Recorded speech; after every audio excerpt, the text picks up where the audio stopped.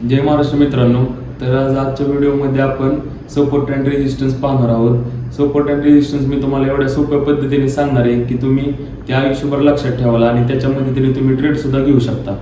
Support आणि resistance हा एक झोन असतो. झोन म्हणजे काय, तर त्या एक लेवल आहेत. आता तुम्ही समजून घ्या, सपोर्टला बायर्स बसलेले असतात. आता आपण उदाहरण बघूया. सोनं आज 70,000 रुपये चालू आहे. समजा उद्या एक दिवसासाठी सोनं 50,000 रुपये तोळा होणार आहे. खूप लोक अशी की जी सोनं खरेदी करतील, कारण त्यांना पण माहिती आहे किंमत पडते म्हणजे ते आपल्याला खूप कमी किमतीत मिळते. आणि एक दिवस ते नक्कीच, जेव्हा एखादी गोष्ट खरेदी केली जाते आणि त्या गोष्टीचा लिमिटेड सप्लाय असतो, म्हणजे काय तर प्राइस 100% वाढणार असते. आपण शेअर्सचं बघू. जसे शेअर्स अनलिमिटेड नाहीत तसं गोल्ड सुद्धा अनलिमिटेड नाहीये. तर सिंपल आहे, डिमांड आणि सप्लाय प्रिन्सिपल इथं काम करतो. जशी खरेदी वाढेल तसा डिमांड वाढतो आणि सप्लाय कमी झाला तर त्याची प्राइस वाढते. सपोर्ट काय असतो, जिथे बायर्स बसले, जेव्हा प्राइस वाढतच जाते. आता समजा सोनं आपण 50,000ला असताना विकत घेतलं होतं, आता सोन्याची किंमत झाली 1,00,000 रुपये.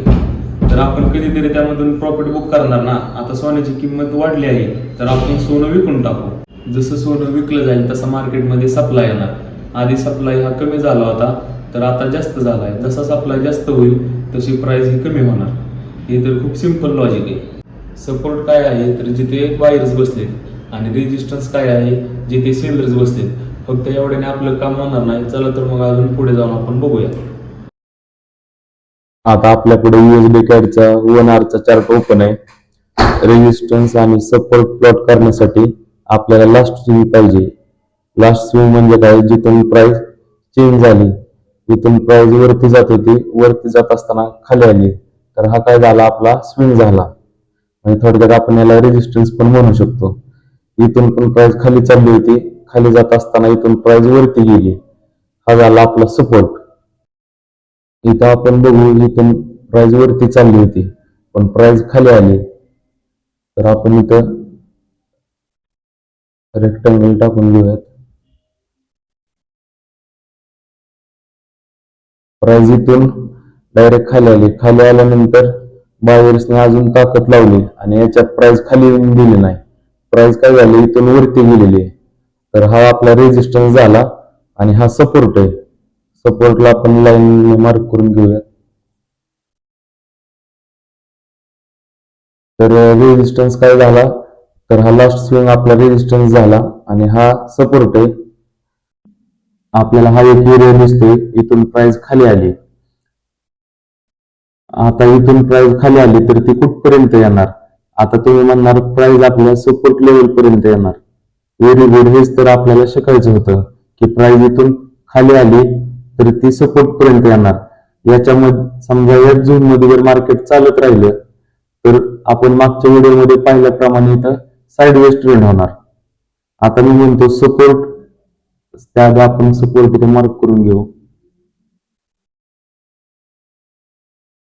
हा आपला एक सपोर्ट आहे. त्यानंतर दुसरा सपोर्ट आपला हा होईल.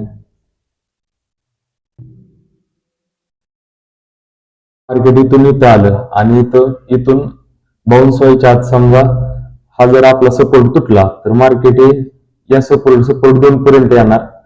हा सुद्धा सपोर्ट तुटला तर मार्केट हे या सपोर्ट पर्यंत येणार. आपण इथं सपोर्टला नाव देऊन घेऊयात.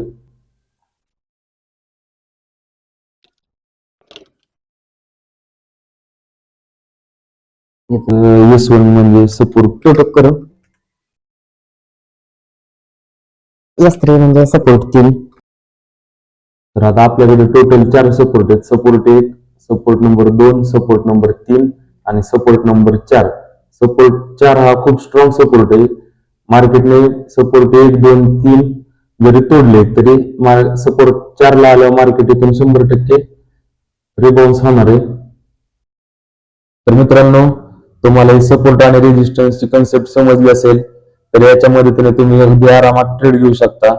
तुम्हाला यावरून अंदाज आला असेल की बायर्स कुठे बसलेले आहेत आणि सेलर्स कुठे बसलेले आहेत. तुम्हाला सांगितलेलं सर्व समजलं असेल तर तुम्ही कमेंट मध्ये नक्की सांगू शकता, म्हणजे मला पण समजेल मी शिकवते ते तुम्हाला समजतंय का. तुम्हाला जरी काही डाऊट येत असतील तर तुम्ही कमेंट मध्ये विचारू शकता किंवा आपण खाली आपला कॉन्टॅक्ट नंबर दिलेला आहे, मला टेक्स्ट मेसेज करू शकता.